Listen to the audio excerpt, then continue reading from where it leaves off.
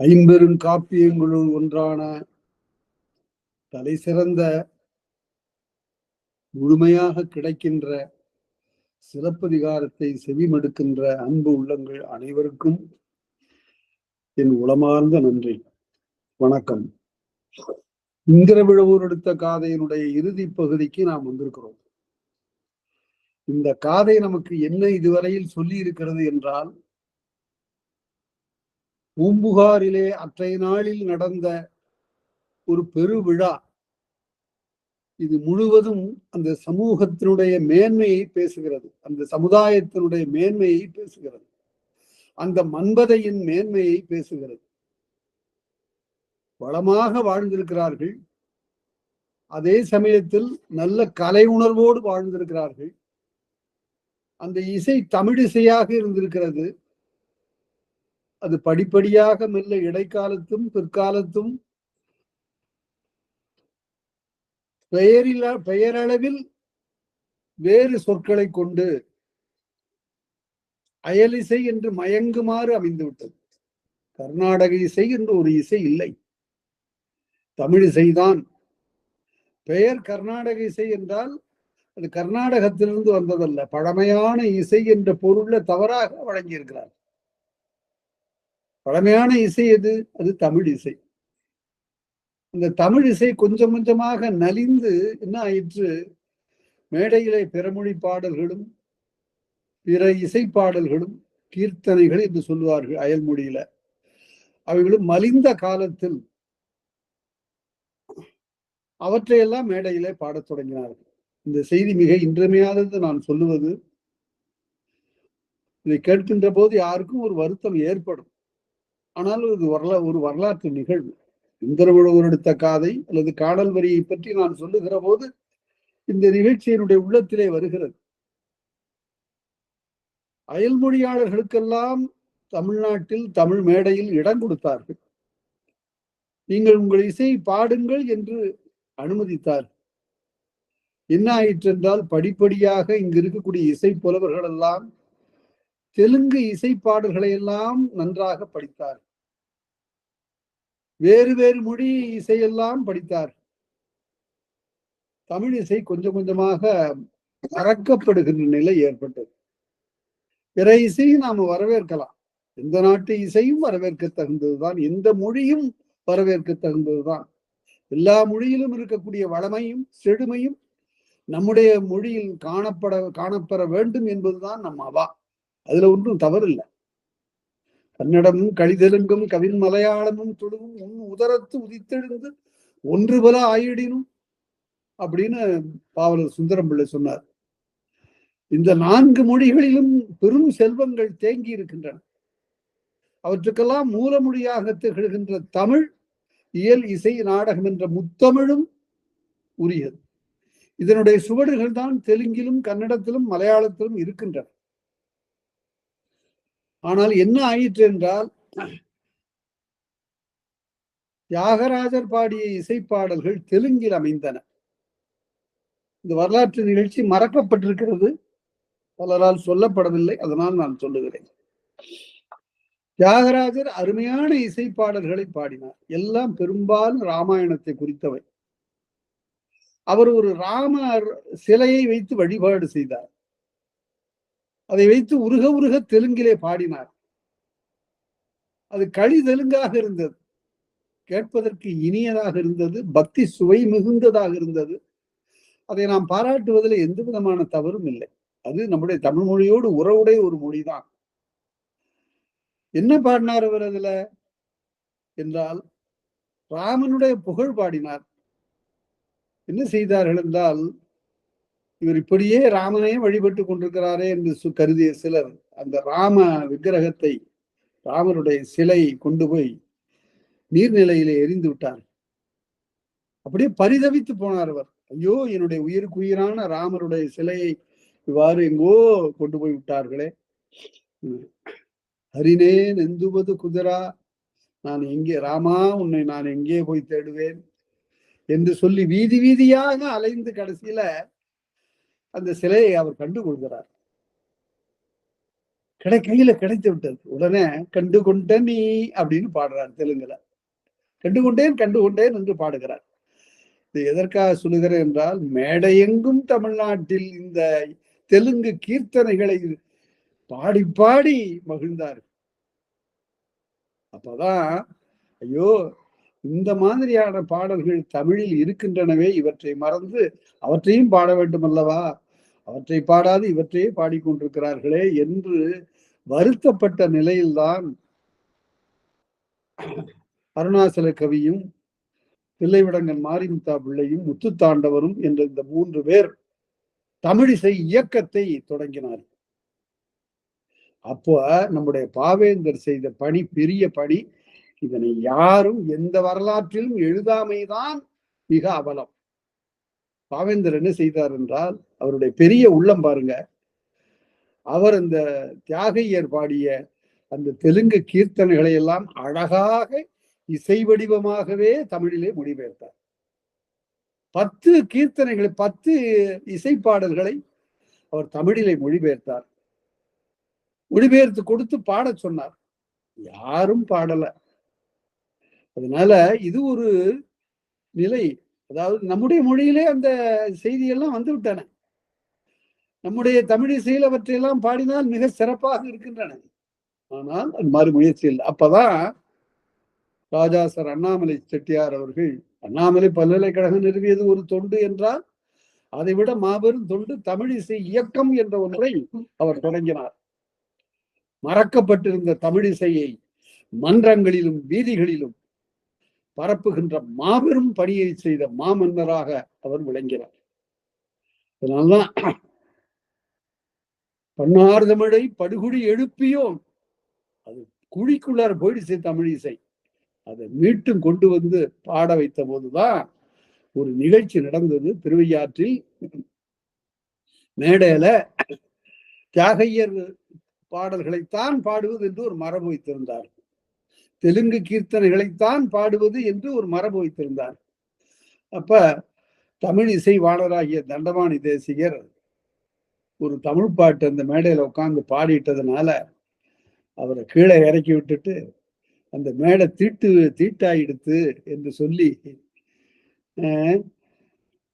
பிராமணர்கள் எல்லாரும் சேர்ந்து அதற்கு தண்ணீர் தெளித்து குளிப்பாட்டி மெழுகி தமிழ் பாடியதுனால தீட்டுப்பட்டு விட்டது மேடை என்று சொல்லுகிற ஒரு நிகழ்ச்சி இந்த தமிழ்நாட்டிலேயே நடந்தது. அதனால அதையெல்லாம் தாண்டி வந்திருக்கிறோம். எல்லா மொழியிலும் இருக்கக்கூடிய இசை பாடல்களை எல்லாம் நாம் மதிக்க வேண்டும். அவற்றை பல மொழிகளை பயில வேண்டும். அதற்கு நல்ல எடுத்துக்காட்டு நம்மிடத்தில் தான் இருக்கிறார் ஒருத்தர்.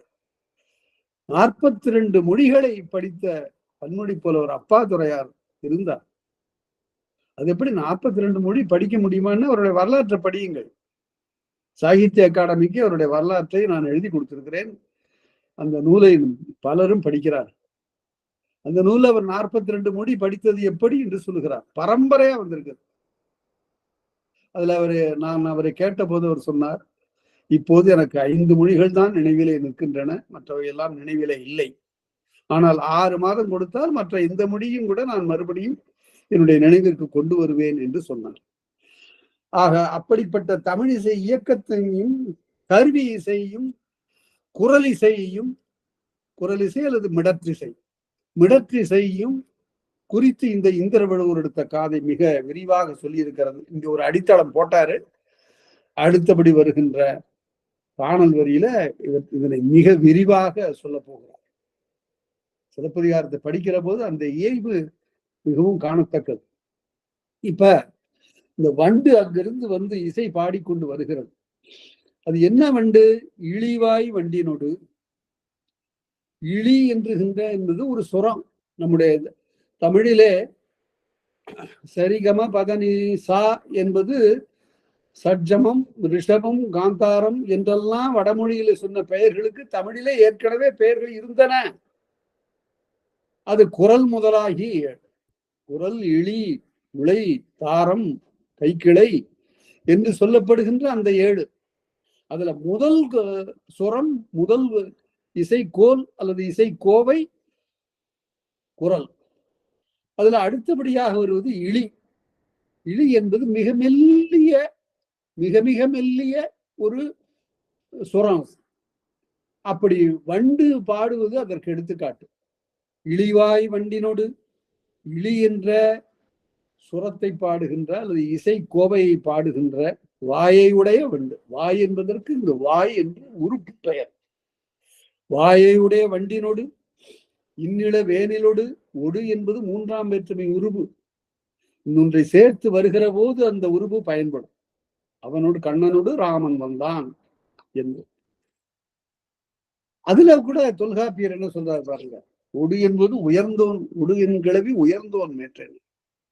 மாணவரோடு ஆசிரியர் வந்தார்னு சொல்லக்கூடாதான். அது கூட இந்த ஒடுங்கிற கிளவிய எப்படி பயன்படுத்தணும்? ஆசிரியரோடு மாணவர் வந்தார்னு சொல்லணும். அது உயர்ந்த நிலைக்கு அதை பயன்படுத்தணும். அதாவது எவ்வளவு பொறுமை ஆழமுடையது இந்த தமிழ் மொழி என்பதற்கு தொல்காப்பியம் ஒரு பெரிய சான்று. நல்ல வேளையா அந்த நூல் கிடைத்தது. அது நமக்கு கிடைச்சது, கால்டுவெலுக்கு கிடைக்காததுனால அவர் தன்னுடைய திராவிட மொழிகளின் ஒப்பிலக்கணத்துல பல தவறுகள் நேர்ந்து விட்டன. இன்னும் கூட அந்த மொழியினுடைய மூலத்தை அவர் சொல்லியிருக்கணும். என்ன தவறு செய்தார் என்று யாரும் கேட்டா நீங்க சொல்லணும்ல. தமிழ், தெலுங்கு, கன்னடம், மலையாளம், துளு, குடகு என்று 6 திருந்திய மொழிகளும் திருந்தாத மொழிகள் 6 ஆகியவையெல்லாம் இவற்றுக்கெல்லாம் மூலமாக ஒரு மொழி இருந்ததுன்னு எழுதினார். அது புரோட்டோ டிராவிடியன் அப்படின்னார். அப்படி ஒரு மொழி இல்லை, எங்கு அதற்கு சான்றும் இல்லை. ஃபாதர் ஹீராஸ் அவர்களும் புரோட்டோ டிராவிடியன் சிவிலைசேஷன் எழுதினார். அப்படி இல்லை, அது தமிழ் தான். தமிழிலிருந்து இவையெல்லாம் கிளைத்தன என்று சொல்ல வேண்டும். தமிழே மூல முதன்மொழி என்று சொல்ல வேண்டும். தமிழின் இசையே மூல இசை என்று சொல்ல வேண்டும். ஏன்னா அந்த காலத்துல வேறு மொழி இல்லை. அதுல இருந்து படிப்படியாக தெலுங்கு, கன்னடம், மலையாளம், துளு, குடகெல்லாம் டயலக்ட் வேறுபாடு, வட்டார மொழிகளாக இருந்து வேறுபட்டன. அவற்றை யார் ஒத்துக்கொண்டாலும் ஒத்துக்கொள்ளாவிட்டாலும் கூட அதுதான் உண்மை. இழிவாய் வண்டினோடு இன்னில வேனிலோடு, இளவேனில் அதுக்கு வடமொழியில வசந்தம் பாங்க. இன்னில வேனிலோடு மலையமாறுதம். அணு அணுவா இந்த மொழியை ஆராய்ந்தா எவ்வளவோ உண்மைகள் புலப்படும். மலையமாறுதம்னு சொல்றான் பாருங்க. மலையம் என்பது எப்படி இருந்திருக்கணும்னா மலைதான், மலையம்னு இருக்கணும். அது திரிந்தது மலையம் என்று விகாரப்பட்டது. இந்த ஒரு சொல் தான் இப்படி இந்த இடத்துல தெரிஞ்சு. அதுவும் மாறுதத்தை மாறுதம்னா காற்று, காற்றை குறித்து வரக்கூடிய இந்த ஒரு இடத்தில் மட்டும்தான் அந்த மலை என்ற சொல் மலையம், மலை கூட்டல் அம் என்று வருகிற போது மலையம்னு வரணும். ஆனா மலையம்னு வந்தது. இது ஒரு திரிவு, இது விகாரம். இது எந்த உரையாசிரியர்களாலும் சொல்லப்படலைன்னு அவங்க ஒன்றும் தெரியாதவர்கள் இல்லை. இதெல்லாமா சொல்லணும், இதெல்லாம் எளிய செய்திகள் என்று அவங்க நினைச்சிட்டாங்க. ஆனா இப்ப இவையெல்லாம் புலப்படாமல் போய்விட்டன. மலைய மாறுதம், மாறுதம் என்பது தமிழ் சொல் இல்ல, காற்று என்பது தமிழ் சொல். மலைய மாறுதம் என்பது தென்றல் காற்று சொல்றார். மலைய மாறுதம் திரிதரு அருகில், அது திரிதருங்கிறார் பாருங்க. திரிதல் தொழிற்பெயர், திரிதரு தருங்கிறது துணை வினை. அது வினை சொல்லோடு சேர்ந்து வரக்கூடிய ஒரு துணை வினை அந்த திரிதரு தருங்கிறது. அது எது போல என்றால் கொண்டு வரப்பெற்றான் வர, அதே போல கொலை உண்டான் படு ஆகியவைகள் எல்லாம் துணை வினைகளாக வரும். திரிதரு மருகில், மருகு என்றால் பெருந்தெரு என்று பொருள். பெரிய தெருக்கள்ல இந்த தென்றல் காற்று வருகிறது. பின்னாடி இளங்கோவடிகளுடைய மொழி புலமையை பற்றி நாமெல்லாம் அளவிட்டு சொல்ல முடியாது. இந்த கண்ணகி மதுரை வீதிகள்ல வருகிற போது பெரிய அந்த அந்த அவலம் வேறு யாரும் இப்படி வடித்து காட்ட முடியாது. அங்கிருந்து பாண்டியனுடைய உயிர் போன பிறகு அவையை விட்டு வெளியேறிய அவள் பெரும் தெருக்கள்ல நடக்கிறார். ஒற்றை பெண்ணாக நடக்கிறார். ஊரே எரிந்து போகிற நிலையில ஒற்றை பெண்ணாக அந்த பெரு வீதியில நடக்கிறார். பிறகு சிறு குறுந்தெருக்கள்ல போகிறார். சின்ன சந்து என்று சொல்லக்கூடிய சிறு குறுந்தெருக்கள்ல போகிறார். அப்புறம் 2 3 கவர்த்த வழிகளிலே போகிறாள். கவலைன்னு சொல்லுவாங்க. அத மனமே கூட ஒரு நெறியில போகாம 2 3 தடுமாறுச்சுன்னா அதுக்கு பேர் கவலைமா. கவலை கவையிலிருந்து பிறந்தது.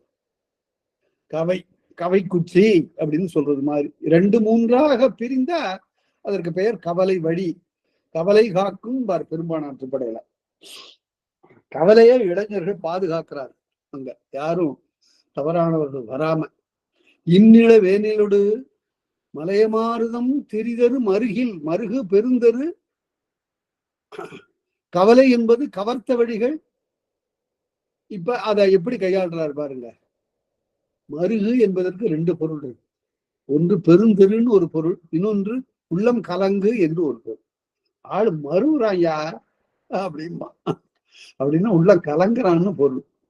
அதை எப்படி கையாளுறாரு இளங்கோவடிகள்? பின்னால அவர் நடந்து போகிற கண்ணகி மருகிடை மருகும் பெருந்திருக்கல்ல அவள் கலங்குகிறாள். மருகிடை மருகும் கவலையர் கவலும். கவர்த்த வழிகளிலே கவலைப்படுகிறாள். மருகிடை மருகும் கவலையர் கவலும் இயங்கலும் இயங்கும். நடக்கவும் செய்கிறார், மயங்கலும் மயங்கும். 2 அடிதான் அந்த பெண்ணினுடைய துயரத்தை எப்படி காட்டுகிறது பாருங்க. அந்த பெண்ணினுடைய இயக்கத்தை எவ்வளவு சலனம் இருந்திருக்கணும் உள்ளத்துல. யாரும் இல்லாத ஒரு பெருநகரத்துல கணவனை இழந்த நிலையில ஒரு பெண் அவலத்தினுடைய உச்சியில இருக்கிறார். இந்த பகுதியை இளங்கோடிகள் அவ்வளவு சுவையாக பின்னால சொல்ல போகிறார். அங்க போய் விரிவா பார்க்கலாம். அங்கு இப்ப 3 செய்தி சொல்ல போறார். இந்த தெருக்கள்ல பெண்கள் வருகிறார்கள். இந்த பெண்களுடைய அழகை பாடுகிறார் இளங்கோவடிகள்.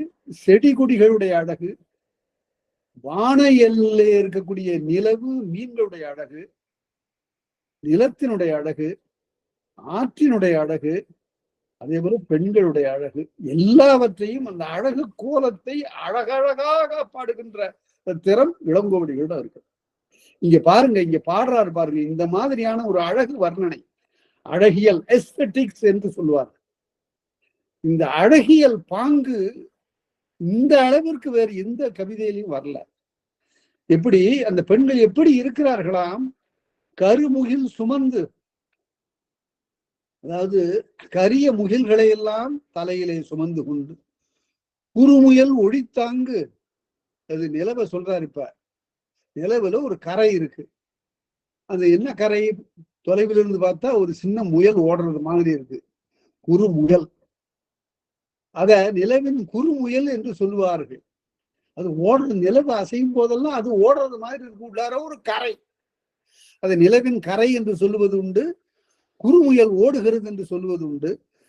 அந்த கரையை ஒழித்து திங்களை எடுத்து, திங்களிலே அந்த குறுமுயலாகி இருக்கின்ற கரையை நீக்கி கருமுகில் சுமந்து மேல கொஞ்சம் அந்த திங்களுக்கு கரிய முயல்களை எல்லாம் கொண்டு வந்து சேர்த்து, அந்த பெண்ணினுடைய உருவத்தை எப்படி வர்ணிக்கிறார் பாருங்க.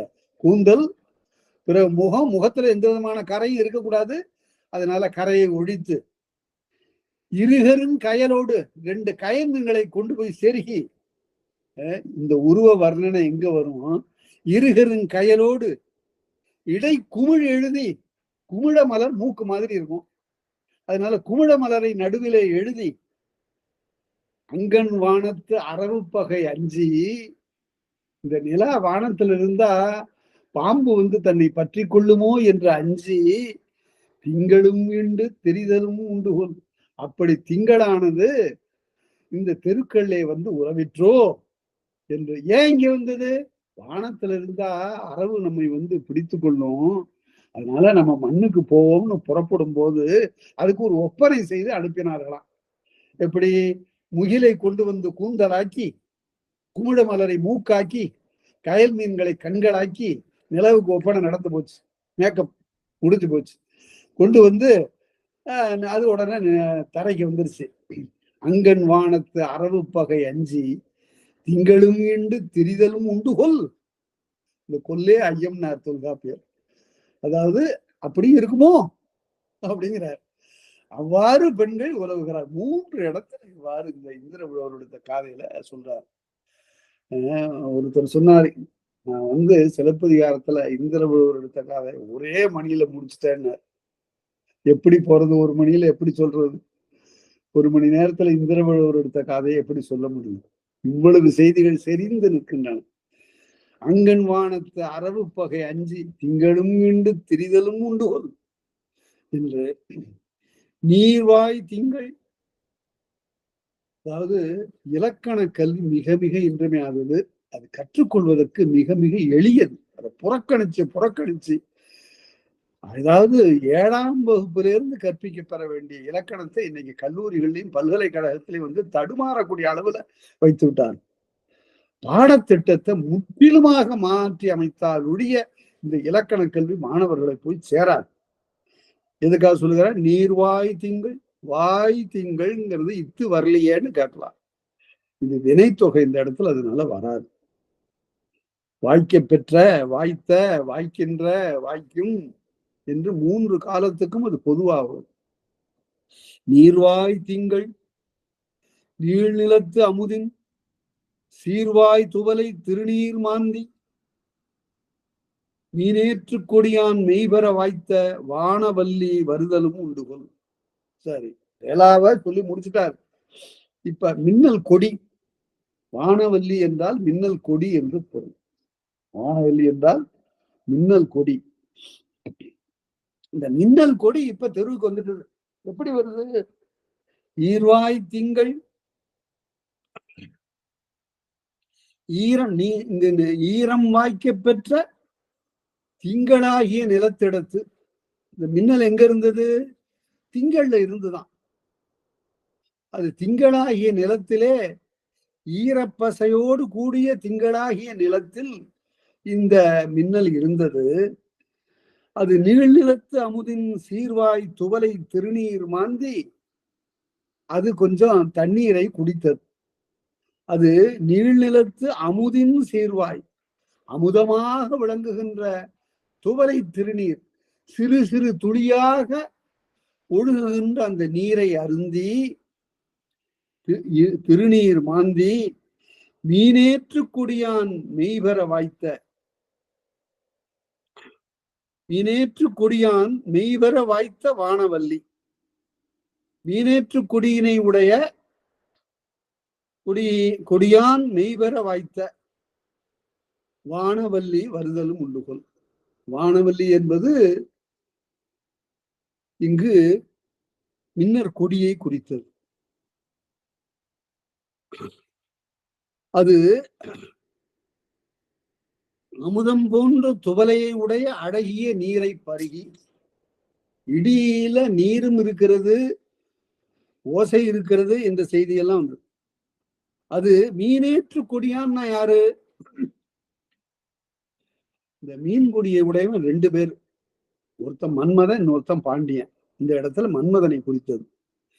மீனேற்று மகர கொடியை உடைய காமன். மகர கொடியை உடைய காமன். அவன் மெய்பெற வாய்த்த, அவன் வளர்த்த, இந்த காமன் வளர்த்த மின்னர் கொடியா இது. இந்த பெண் தெருவில் வரக்கூடிய இந்த பெண் இது யாரு அப்படின்னு, இது யாருன்னு கேட்கறிய? இது மன்மதன் வளர்த்த பொண்ணுயாது என்று சொல்லுமாறு அமைந்ததான். அவ்வளவு அழகா இருக்கிறார். மீனேற்று கொடியான் மகர கொடியினை உடைய மன்மதன் மெய்பெற வாய்த்த, மெய்பெற வளர்த்த, மெய்பெற வளர்த்த அந்த மின்னல் கொடிக்கு ஒரு உருவம் கொடுத்தா எப்படி இருக்குமோ அப்படி உருவம் பெற வளர்த்தானா மன்மதன். அது வானவல்லி இந்த திருவிடையே வருதலும் உண்டுகொள். ஆக நிலா உலாவது புகார் வீதியில. அடுத்தபடி மின்னல் கொடி தெருவில் உலாவுகிறது.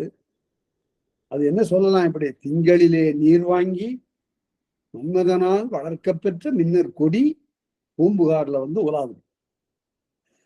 இருநில மன்னருக்கு பெருவடம் காட்ட திருமகள் புகுந்தது இச்செழும்பதியா. இந்த அடிய படிச்சுட்டு நான் ரொம்ப அப்படியே நூல் ஒன்றுமே சொல்ல முடியல. இது என்ன புலமை? இது இதற்கு எல்லை எது?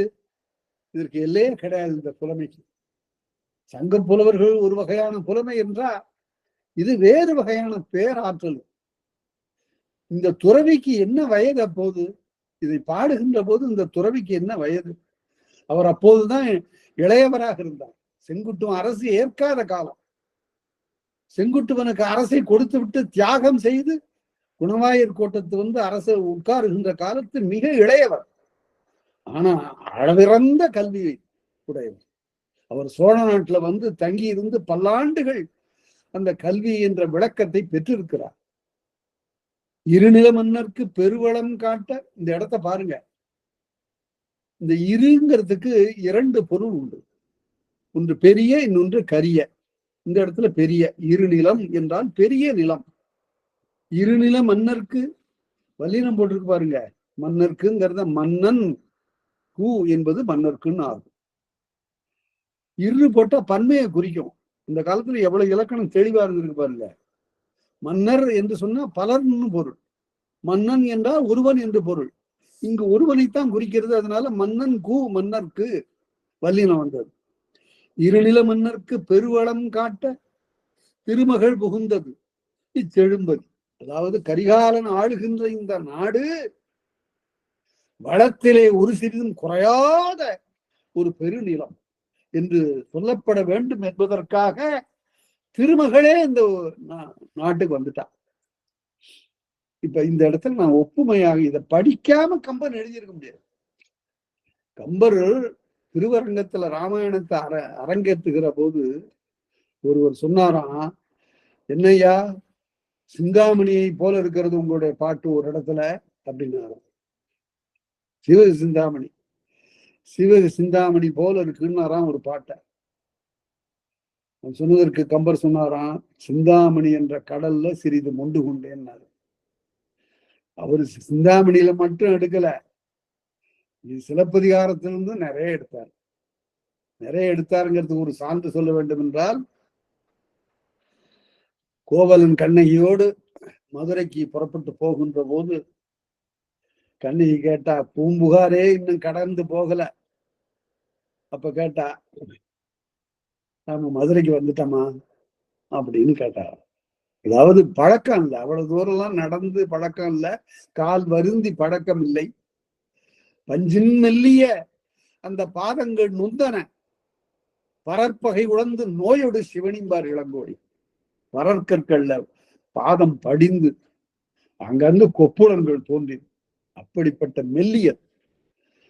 அந்த மெல்லியர் பாவையாகிய கண்ணகி கேட்டாளா, மதுரை மூதூர் யாது, எங்க இருக்கு காணுமே மதுரைய அப்படின்னா. இது அப்படியே கம்பன் என்ன பண்ணா, சீதையோடு ராமன் காட்டுக்கு போகும்போது யாண்டை எது காணும், காட்டுக்கு வந்துட்டோமா, இன்னும் அயோத்தியர் நீங்கள காட்டுக்கு வந்து, இது அப்படியே சிலப்பதிகாரத்தை தழுவிய செய்தியாகும். இது போல பல இடங்கள். இந்த திருமகள் புகுந்தது செழும்பது. கம்பன் பார்த்தான், இது தாண்டி நம்ம பாடணும்னு ஒரு முயற்சி வருது. திருமகள் இந்த நாட்டுல இருப்பதனால் நாடு செழுமையாக இருக்கிறது அப்படின்னு சொன்னார். கம்பன் பார்த்தா அயோத்தியினுடைய செழுமையை பத்தி பாடுகிற போது, தாமரை உறங்கும் செய்யாள், நீரிடை உறங்கும் வண்டு, நீரிடை உறங்கும் மேதி, நீரிடை உறங்கும் சங்கம், நிழலிடை உறங்கும் மேதி, தாரிடை உறங்கும் வண்டு, தாமரை உறங்கும் செய்யாள். அதாவது நீர்நிலை, அதுல தண்ணீர் அப்படியே உள்ளார மதகுலேருந்து வேகமா உள்ள புகுந்ததுனால அது சுத்துது. அப்படியே தண்ணீர் உள்ளார புகுந்து வட்டம் அடிக்குது. அதுல ஒரு சங்கு மிதந்தா என்ன ஆகும், அந்த சங்கு அப்படியே சுற்றும். அந்த தண்ணீரோடு சேர்ந்து அந்த சங்கு சுற்றும். அப்ப உறங்கும்னா, உறங்குதல்னா அப்படியே சுற்றும்னு பொருள். இந்த இடத்துல நீரிடை உறங்கும் தூங்கும்னு பொருள் இல்லை. நீரிடை உறங்கும் சங்கம், தண்ணீர் இடையிலே சங்கு சுற்றுகிறது. நிழலிடை உறங்கும் மேதி, எரும மாடு என்ன செய்தது, இந்த குளத்துல குளிச்சுட்டு கரையில இருக்கிற ஒரு மரத்தின் நிழல்ல போய் மேஞ்சதெல்லாம் இப்ப அசை போட்டு பார்க்குது. அது நிழலிடை உறங்கும் மேதின்னா, அங்கு அசை போடுகிறதுன்னு பொருள், வாய அசைக்கிறதுன்னு பொருள் உறங்கும் என்பதற்கு. நிழலிடை உறங்கும் மேதி, தாரிடை உறங்கும் வண்டு.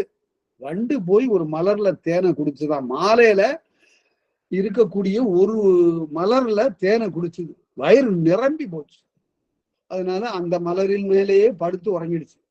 இன்னொரு பூவுக்கு போக வேண்டிய தேவை இல்லை. ஒரு மலர்லயே அப்படி தேன் குடிச்சதுன்னு இந்த மலர் எவ்வளவு வளமையானது. இப்படி இருக்கு அயோத்தி. தாரிடை உறங்கும் வண்டு, தாமரை உறங்கும் செய்யாள்னா அதுதான் உச்சம். அந்த திருமகள் இருக்கிறாள, இந்த ஊர்ல என்ன கூப்பிடுவாரே இல்லை, எந்த வீட்லயும் என்னை சீந்துவார் இல்லை. அதனால நான் போய் எனக்கு இருப்பிடமான தாமரையில போய் நான் தூங்குறேன்னு அவ தூங்க போயிட்டாளா.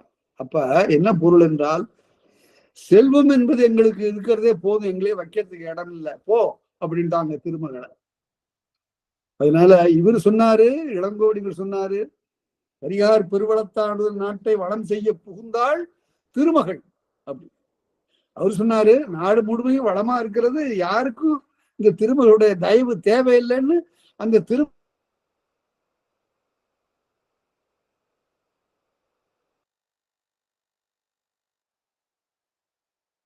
எரிநிறத்து இலவமும்.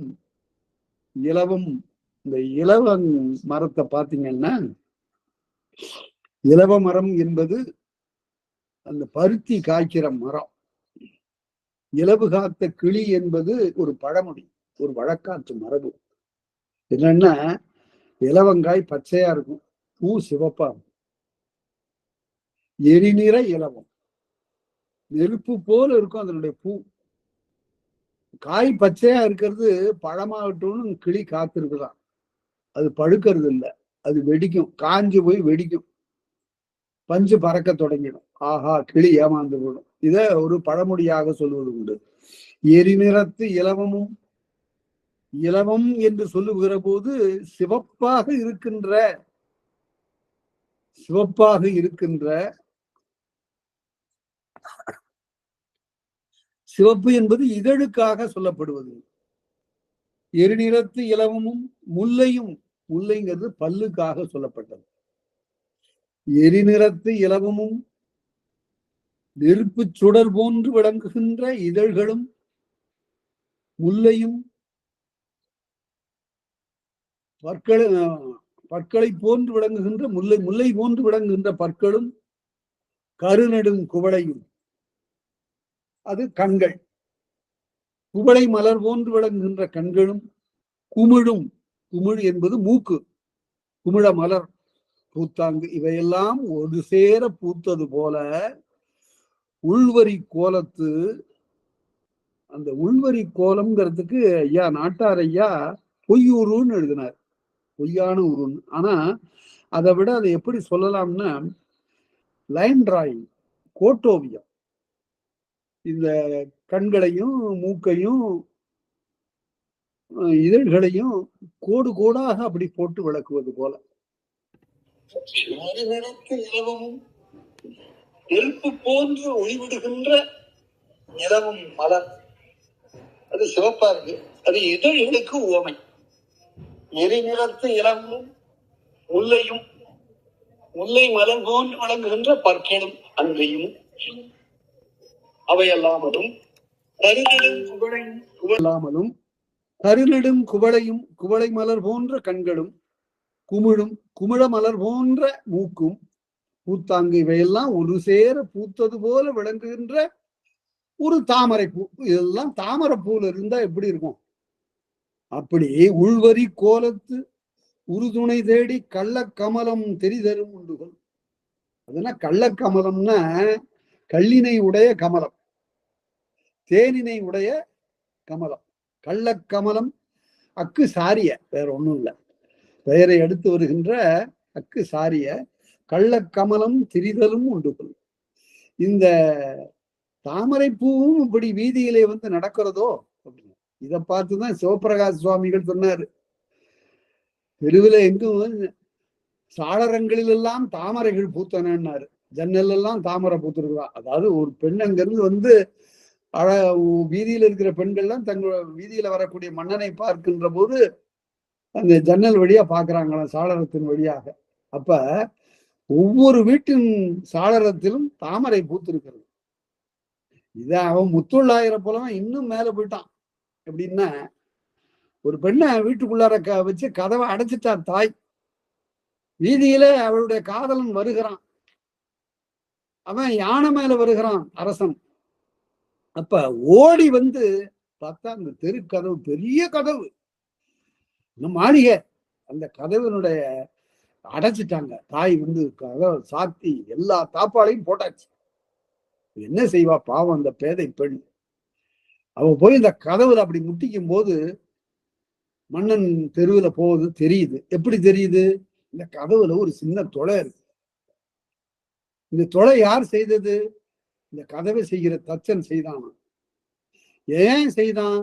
இந்த வீட்டுல ஒரு பெண் பிறப்பாள். அவள் ஒரு பேதை பருவம் எய்துகின்ற காலத்து அவளுடைய காதலன் தெருவிலே வருவான். அப்போது தாய் கதவை அடைப்பாள். ஆகவே அவளுக்கு இறங்கி இந்த இடத்துல ஒரு சிறு துளை அவள் உயரத்துக்கு சரியா நாம அமைப்போம் என்று கருதி சமைத்தானா. அதனால அவ என்ன சொன்னாலாம், தாய் ஒழிக தச்சன் வாழ்காடு. அவ்வாறு ஒரு கதவுல இருக்கிற ஒரு துளையை பற்றி முத்தொள்ளாயிரம் இவ்வளவு சுவையாக பேசுகிறது. இல்ல என்ன கற்பனைன்னு தான் அர்த்தம். இதெல்லாம் கற்பனையினுடைய உச்ச நிலை. கற்பனை இல்லாத கவிதை இல்லை. இமேஜினேஷன் என்பதுதான் கவிதைக்கே ஒரு பெரிய அழகு. ஷெல்லி கீழ்ஸுக்கு எழுதுகிறான், you are beating your luminous things in vain. நல்லா அழகா கற்பனை செய்து பாடியா, வெறும் சொற்களை அடுக்காத என்று சொல்லுவான். அது போல உள்வரி கோலத்து உறுதுணை தேடி கள்ள கமலம் திரிதலும் உண்டுகொள். உண்டுகொள்னாரு. அப்படியும் இருக்குமோ? இந்த பெண்ணை பார்த்தா அப்படி தாமரை பூ மாதிரி தெரியுத, இந்த பெண்ணினுடைய இதழ்களை பார்த்தா இலவ மலர் மாதிரி தெரிகிறது என்று ஏதோ ஐயப்படுவது போல பேசுவது ஒரு கவிதை மரபு. கரிகால மன்னருக்கு பெருவளம் செய்வதற்காக திருமகள் இந்த செழும்பதிக்கு வருகிறாள். இந்த செழும்பதியில் இப்படி பெண்களெல்லாம் இவ்வளவு அழகான கோலம் கொண்டு உலவுகிறார்கள். அது எப்படி இருக்கிறது என்றால், தண்டு கொண்டு தாமரை பூ இந்த வீதியிலே வந்து உலவுவது போல இருக்கிறது என்று சொன்னார். உண்டுகொள். அடுத்தது, அது எதற்காக திருமகளை பத்தி சொல்லி, இந்த திருமகளும் இங்குதான் இருப்பாள் என்று கருதி இவ்வாறு தாமரை பூ, தாமரை பூக்கும் திருமகளுக்கு இருக்கிற உறவு என்ன? தாமரை பூ தெருவில் வந்து உறவுகிறது காரணம், அந்த தாமரை பூவை விட்டு திருமகள் வந்துட்டா. ஐயோ, நம்முடைய திருமகள் நம்மிடத்திலே உட்கார வேண்டிய திருமகள் எங்க போயிட்டான்னு தேடிக்கிட்டே வருதான் இந்த தாமரைப்பூ. இந்த தாமரைப்பூ எப்படி இருக்கு? அதுக்கு இலவ மலர் போன்ற இதழ் இருக்கு, குவளை மலர் போன்ற கண் இருக்கு, குவிளம் மலர் போன்ற மூக்கு இருக்கு. அப்படி ஒரு வடிவத்தோட உடைய தாமரைப்பூ தனக்கே உரிய திருமகள் இந்த கரிகாலனுடைய நாட்டுக்கு வந்திருக்க கூடும் என்று கருதி வந்து உலாவுகிறதான் தெருவுல. என்ன கற்பனை என்று. மன்னவன் செங்கோல் மறுத்தலஞ்சி பல்லுயிர் வருகும் பகுவாய் கூற்றம். இது ஒரு அருமையான ஒரு இடம். இது எதைத்தான் சொல்லுவது, எதைத்தான் விடுவது? மன்னவன் செங்கோல் மறுத்தலஞ்சி பல்லுயிர் வருகும் பகுவாய் கூற்றம். இந்த பகுவாய் நாம் பாருங்க, வாயை பிளந்துகிட்டு வருதான் கூற்றம்.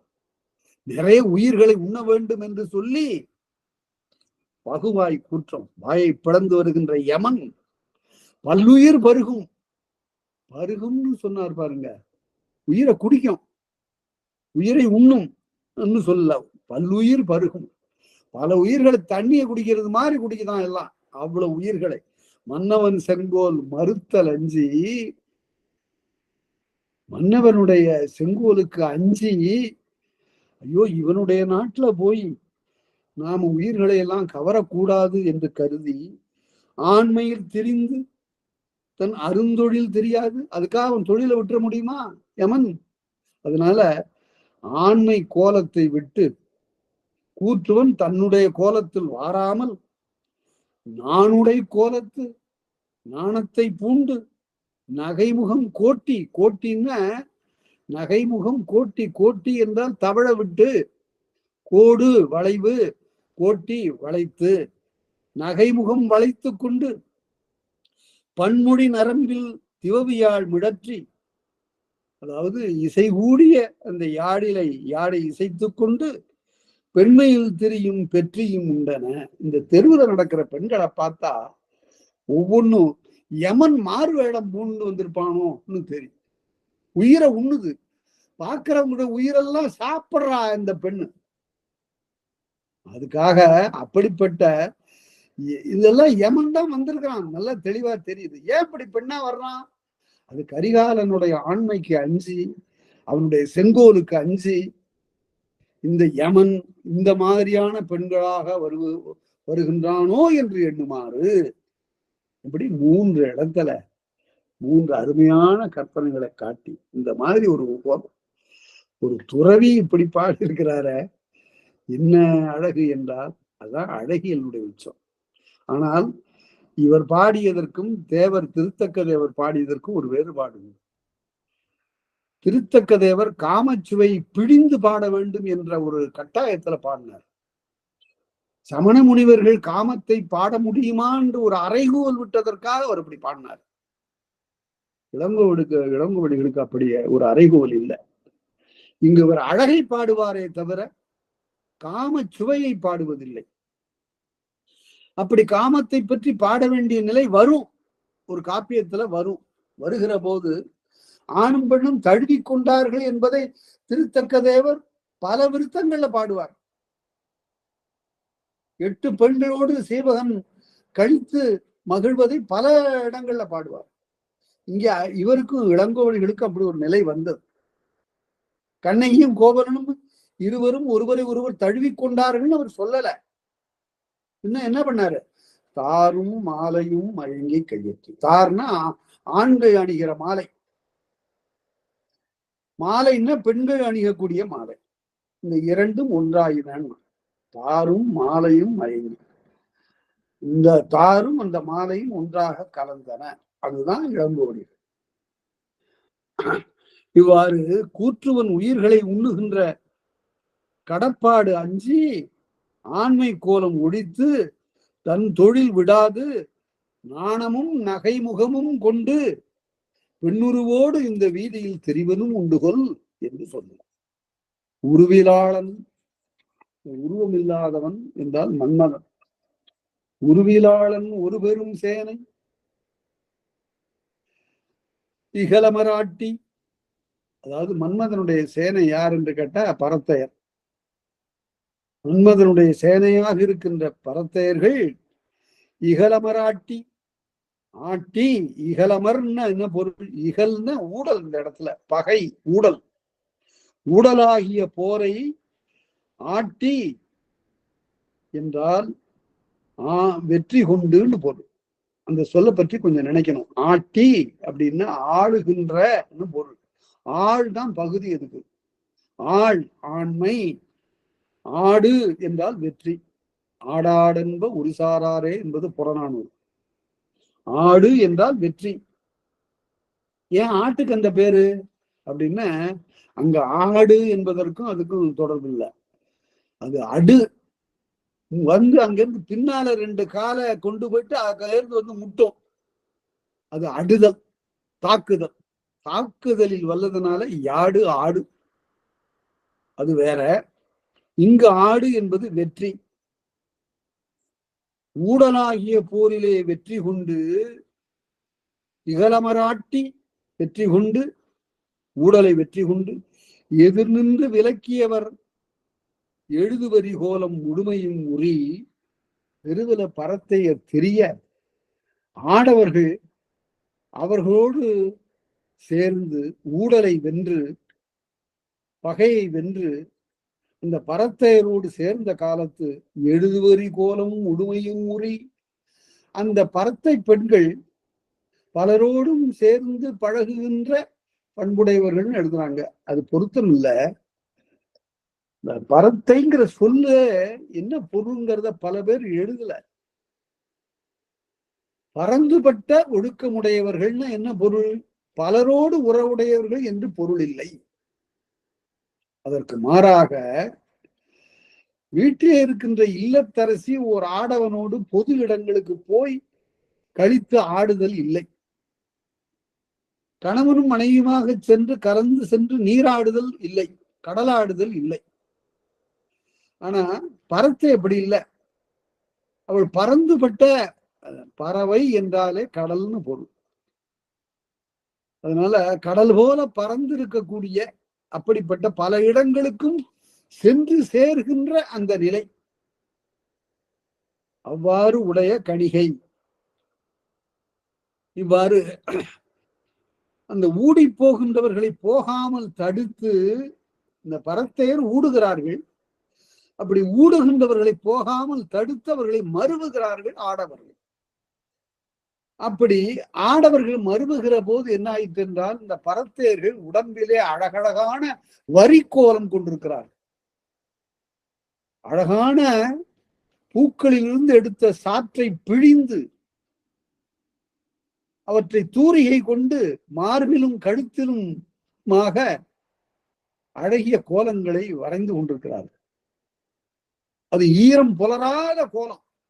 அப்பதான் அவர்கள் வரைந்து கொண்டிருக்கிறார்கள். இப்போதும் பாத்தீங்கன்னா கையில எல்லாம், உள்ளங்கையில, புறங்கையில எல்லாம் இப்போது ஒரு கோலம் புனைந்து கொள்வது உண்டு. அதுபோல அந்த காலத்துல மார்பிலும் வயிற்று பகுதியிலையும் கழுத்திலும் தோளிலும் இவ்வாறு வரைந்து கொள்வது வழக்கம். இப்படி வரைந்து கொண்ட இந்த பரத்தையரோடு தழுவியதனால அவற்றினுடைய சுவடு இந்த ஆடவர்களுடைய மார்பிலே பட்டது. அதோட போறாங்க வீட்டுக்கு. என்ன கொடுமை இது! எழுதிய தொய்யிலும் பிற பத்தி கீற்றும் ஆகிய இவற்றையெல்லாம் முழுமையும் தானும் வாங்கி கொண்டு தம் உடம்பிலே அவையெல்லாம் புலப்பட வீட்டுக்கு போனா என்ன பண்ணுவா? ஏயா இது என்ன இது அப்படின்னு கேட்பாள்ல. புறத்துடுக்கும் பூண்டீரோ என்று கேட்பாள. அவளுக்கு என்ன பதில் சொல்லுவது? அதனால இவன் என்ன செய்தானா, வீட்டுக்கு தனியா போகாம விருந்தினரை கூட்டிட்டு போறான். விருந்தினரை கூட்டிட்டு வீட்டுக்கு போனா அப்போது அந்த இல்ல கிடத்தி சினந்து கொள்ள முடியாது.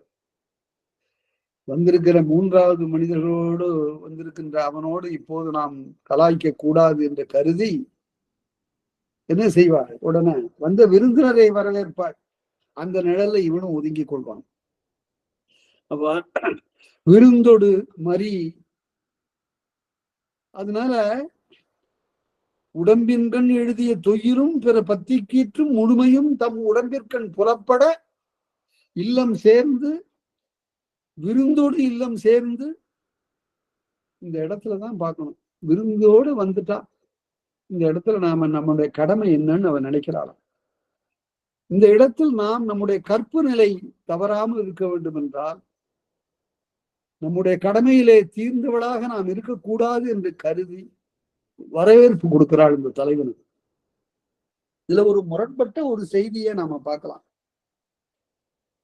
ஒரு அருமையான தொடர், இலக்கணம் கற்பவர்கள் எல்லாரும் அறிந்து கொள்ள வேண்டிய ஒரு தொடர். பெரிய புராணத்துல திருநீலகண்டர் என்று ஒருவர் வருவார். அவர் இளமையின் காரணமாக ஒரு கணிகையோடு சேர்ந்து இருந்து விட்டு வீட்டுக்கு வருவார். பார்த்த உடனே தெரியுது அவருடைய கோலத்தில் இருக்கக்கூடிய மாற்றத்தை கண்ட திருநீலகண்டருடைய மனைவி என்ன சொன்னாரா, தீண்டாதீரம்மை திருநீலகண்டம். மூன்று சொற்கள். 3 சொற்கள். தீண்டாதீர் எம்மை திருநீலகண்டம் அப்படின்னு திருநீலகண்டம் என்ற சிவபெருமான் மீது ஆணையாக சொல்லுகிறேன். தீண்டாதீர், எம்மை தொடாதீர். யார? என்னைன்னு சொல்லுவதற்கு மாறா அவரு அந்த அம்மா எம்மைன்னு சொல்லிட்டார். அது பெருமிதத்தால் சொன்னது. நம்மை அப்படின்னு அந்த ஒரு பெருமிதத்தோடு அவர் சொன்னார். ஆனா அதற்கு இலக்கணத்துல என்ன பொருள்? பன்மை. என்னைன்னு சொல்வதற்கு மாறாக எம்மை என்று சொல்வதனால திருநீலகண்டர் ஒரு தவறு இழைத்தவராக இருந்தாலும் கூட எம்மை என்று சொல்லிவிட்டால், அதுவும் சிவபெருமான் மீது ஆணை என்று சொல்லிவிட்டார், இனிமேல் நான் எந்த பெண்ணையும் தொடமாட்டேன் ஏன்னா எம்மைன்னு சொல்லியிருக்காள், எம் இனத்தவர் என்று பொருள். அதனால எப்பெண்ணையும் நான் தொடமாட்டேன். அப்பதான் சிவபெருமான், அது இளமை காலம், இந்த இளமை காலம்லாம் முடிந்து நரைத்து படுத்து தளர்ந்து தள்ளாடுகின்ற திருநீலகண்டராக காலம் மூத்த போது மனைவியின் கணவனுக்கும் கண்ணுக்கு கண் ஒளியெல்லாம் மழுங்கி பேச்செல்லாம் குளறி தளர்ந்து உடம்பு வளைந்து இருக்கக்கூடிய அந்த காலத்துல இந்த ரெண்டு பேரை ஒன்றாக்க வேண்டும் என்று கருதிய சிவபெருமான் அங்கிருந்து வர்ற திருநீலகண்டர், நீலகண்டரே அப்படின்னு சொல்லி ஒரு சோதனைக்கு உட்படுத்துகிறார். எங்க நீ சொல்றது உண்மை என்று சொல்லுவதற்கு நிறுவதற்கு இந்த குளத்துல முழுகி சத்தியம் பண்றையா, உண்மையிலேயே காணா பூச்சியா நீ கொடுத்தது, ஓடு, அதனால நான் இந்த குளத்துல முழுகி சத்தியம் பண்றேன். நீ மட்டும் முழுகி சத்தியம் பண்ணா போதாது, உன் மனைவியும் முழுகி சத்தியம். ரெண்டு பேரும் ஒருத்தருக்கு ஒருத்தர் கையை பிடிச்சுக்கிட்டு இந்த குளத்துல முழுகி எழுந்திருந்து சத்தியம். அது எப்படியா முடியும்? முடியாதியா. வாழ்நாள் முழுவதும் நாங்கள் நான் அவளை மட்டுமல்ல எந்த பெண்ணையும் தீண்டுவதில்லை என்று இறைவன் மீது ஆணையிட்டு அவள் சொல்லி இருக்கிறா. நான் அதை அப்படியே கடமையாக பூண்டு கொண்டிருக்கிறேன். நான் எப்படி முடியும்? இல்லாட்டி முடியாது. உடனே என்ன செய்கிறார்கள்? ஒரு கோலை கொடுக்கிறான் சிவபெருமான். அந்த கோலை இந்த முனையில இவர் பற்றி கொள்கிறார், அந்த முனையில அவ பற்றி கொள்கிறார். முழுகி எழுந்த போது என்ன ஆயிடுச்சுன்னு கேட்டா அந்த பழைய இளமை வந்துடுச்சு ரெண்டு பேரும். இது ஒரு செய்தி. இந்த செய்தி கற்பனையும் வந்து எப்படி வேண்டுமானாலும் வைத்துக் கொள்ளலாம். ஆனால் அந்த எம்மைங்கிற சொல்லுக்கு ஏன் இப்படி ஒரு பொருள் கொண்டார் என்றால், அந்த சிவபெருமான் மீது இட்ட ஆணை, அந்த பக்தி சுவையும் இந்த இலக்கணத்தோடு தழுவி சொல்லப்படுகிறது. அதற்காக இந்த ஒப்புமைக்காக நான் அதை சொன்னேன். அது தீண்டாதீரம்மை திருநீலகண்டாங்க. உள்ளம் கொதிக்கக்கூடிய மகளிரை ஆற்று வைக்க விருந்தோடு வந்து புகுந்த தொல்காப்பியத்திலே இது உண்டு. விருந்தோடு புகுதல். தலைவன் தவறு செய்யும் போதெல்லாம் யாராவது ஒரு விருந்தினரை கூட்டிட்டு வந்துருவான். அவ்வாறு அத்தகையவள் மாதர்வாழ் முகத்து மணித்தோட்டுக்குவளை போது புறம் கொடுத்து போகிய செங்கடை விருந்தில் தீர்ந்தலதாய் இனி யாவதும். இந்த இடத்துல பாருங்க, மாதர்வாழ் முகத்து, மாதர் என்பது இல்லற மகளிரை குறித்ததிங்க, இல்லற மகளிர். மாதர்வாழ் முகத்து, முகத்திலே மணித்தோட்டு குவளை நீல மணி போலும் இதழை உடைய குவளை மலர். எதுக்கு சொல்றாரு? கண்ணு. மணித்தோட்டு குவளை போது புறம் கொடுத்து அதை தோற்கடித்த அந்த குவளை மலரை தோல்வி உறச் செய்த. தோற்கடித்தங்கிறது பிழையான வழக்கு, தோல்வி உறச் செய்தன்னு சொல்லணும். உரங்கிறது அங்க துணைவினை. போது புறம் கொடுத்து, போதுங்கிறது மலர், குவளை மலர், நீல மணி போலும் இதழையுடைய குவளை மலரை தோல்வி உறச் செய்த செங்கடை, சிவந்த கண்களுக்கு கடைப்பகுதியினை உடைய கண்ணை உடைய விருந்தில் தீர்ந்தலதாயின் இனி யாவதும் மருந்தும் தருங்குல். இம்மாநில வரைப்பன. அதனால கண் செவந்திருக்கு அவன் மேல ஒரு சினத்தினால. இருந்தாலும் நாம் கொண்டு வந்த விருந்தினை இவள் ஏற்பாள் என்று கருதி, நாம் அழைத்து வந்த விருந்தினை இவள் ஏற்றுக்கொள்வாள் என்று கருதி வந்தானாம் தலைவன். அவள் சிறந்த கற்புடையவள். யார் போன்ற கற்புடையவள் என்றால், அந்த இடத்துல சொன்னார் வடமீன் கற்பில். வடமீன் என்றால் அருந்ததி. இந்த அருந்ததி வசிட்டருடைய மனைவி. எல்லா மகளிரையும் இவள் சிறந்த கற்புடையவள். அதற்கு பல நிகழ்ச்சிகள் புராணத்துல சொல்லப்படுகின்றன. அவற்றையெல்லாம் பிறகு பார்க்கலாம். இந்த வசிட்டருக்கும் அருந்ததிக்கும் குழந்தை பஞ்சமே இல்லை. 100 மக்களா, 100 பேர் அவருக்கு மக்கள். சிவனால் சோதிக்கப்பட்ட போதும் அவள் கலங்காதவள். சூரியன், அக்னி, இந்திரன் ஆகியவர்களால் சோதிக்கப்பட்ட போதும் அவள் நிலை கலங்காமல் தன்னுடைய கற்பை நிறுவி காட்டினாள். ஆகவே அப்படிப்பட்ட கற்பனை உடைய இந்த பெண் மருந்தும் தருங்கொல் இம்மாநில வரைப்பன. மருந்து தருவது உண்டோ என்று, அதாவது இந்த விருந்தை போல நமக்கு நம்முடைய நோய்க்கு ஒரு மருந்து கிடைக்குமான்னு நினைக்கிறானா இந்த தலைவன். இவனுக்கு என்ன நோய்? இவன் பரத்தையரோடு சேர்ந்து வந்திருக்கிறான். இந்த பிரிவை தலைவி ஏற்க மாட்டாள், காய்வாள். ஆனால் என்ன செய்வது? இந்த பகைக்கு ஒரு மருந்து இருக்கிறது நமக்கு, அதுதான் விருந்து. அந்த விருந்தை அழைத்து கொண்டு உள்ளே வரும்போது அப்படிப்பட்ட ஒரு மருந்தும் இந்த உலகத்தில் அகப்படுமா என்று கருதி கையற்று நடுங்குகின்ற இரவில் வருத்தமுற்று நடுநாள்னு சொன்னார் பாருங்க. நடு இரவு. நாள்கிறத இரவுன்னு எப்படி சொல்றது என்றால், சங்க காலத்திலும் சிலப்பதிகார காலத்திலும் ஒரு பகலினை, ஒரு நாளினை பகல் 12 மணியிலிருந்து தொடங்கி எண்ணினார்கள். பகல் 12 மணியிலிருந்து தான் அவங்களுக்கு ஒரு மணி.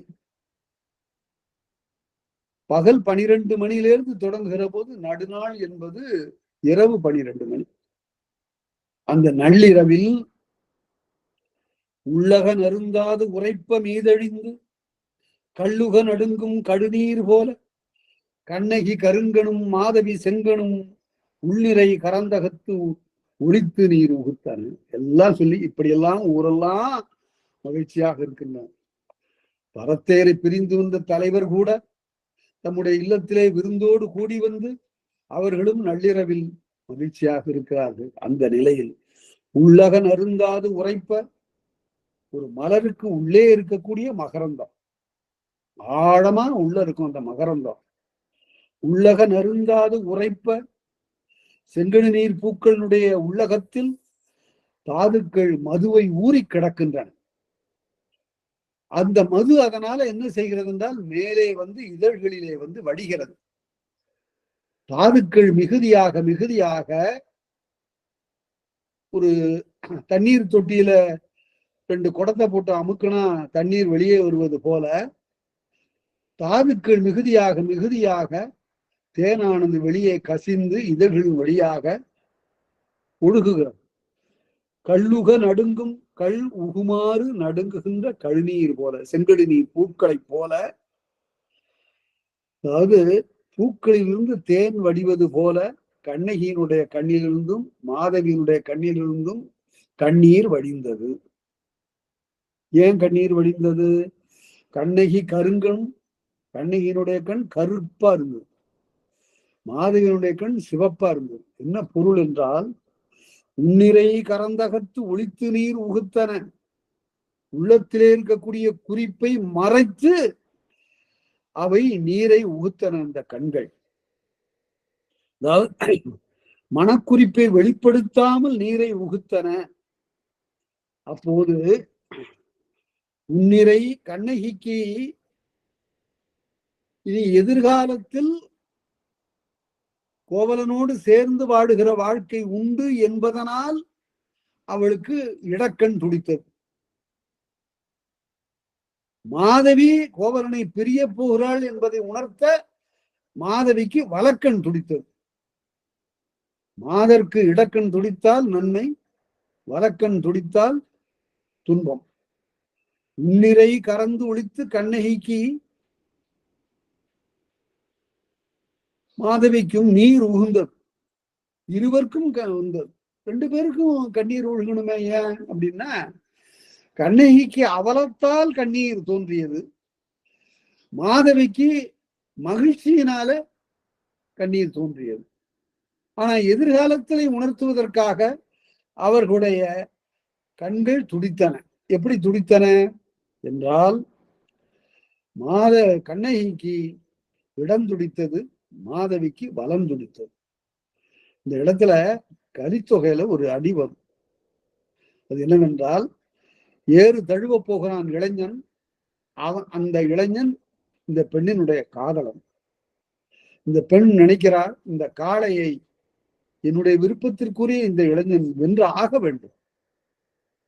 என்ன நடக்கப் போகிறதோ என்று கருதுகிற போது அவளுக்கு நன்மையை அறிவுறுத்தும் வகையால் இடக்கண் துடித்ததுன்னு சொல்லணும். ஆனா புலவன் என்ன செய்துட்டான, வேளாண்மை செய்தன கண் அப்படின்னு செய்தன செய்ததுன்னு சொல்லியிருந்தா இந்த கண் துடித்ததுன்னு சொல்லி இருக்கலாம். செய்தனன்னு சொன்னா என்ன பண்றது? ரெண்டு கண்ணும் துடிச்சா அது பொருளே இல்லை. அதனால நச்சினார்க்கினியர் என்ற மாபெரும் புலவர் அவர் உரை எழுதினாரு. ஆமா ஐயா, ரெண்டு கண்ணும் உதவி செய்தது அவருக்கு. எப்படி உதவி செய்தது? இடக்கண் துடித்து நின்று உதவி செய்தது, வலக்கண் துடியாமல் நின்று உதவி செய்தது. வேளாண்மை செய்தன கண்கிறதுக்கு அப்ப சைலண்டா அமைதியா இருந்துட்டு அதான் உதவி என்று அவ்வாறு துடித்தன. ஒரு எழுத்துக்கு இப்படி உரையா? துடித்ததுன்னு சொல்லாம துடித்தனன்னு சொல்லிட்டா, பன்மையால சொல்லிட்டா அதற்கு இப்படி உரை எழுதுறான் பாருங்க. அதுதான் என்று இவ்வாறு கண்ணகியினுடைய கருங்கனும் மாதவியினுடைய செங்கனும் இவ்வாறு இடமும் வலவுமாக துடித்தன என்று சொல்லி இந்த காதையை முடிக்கிறார். அதனால இந்திரனோட காதை தான் இன்றைக்கு முடிந்திருக்கிறது. அடுத்த வகுப்புல 6வது ஆகிய கடலாடு காதையை பார்ப்போம். இது யாரும் கேட்ட அனைத்து தமிழ் உள்ளங்களுக்கும் என்னுடைய நன்றியை தெரிவித்துக் கொள்கிறேன். நன்றி, வணக்கம்.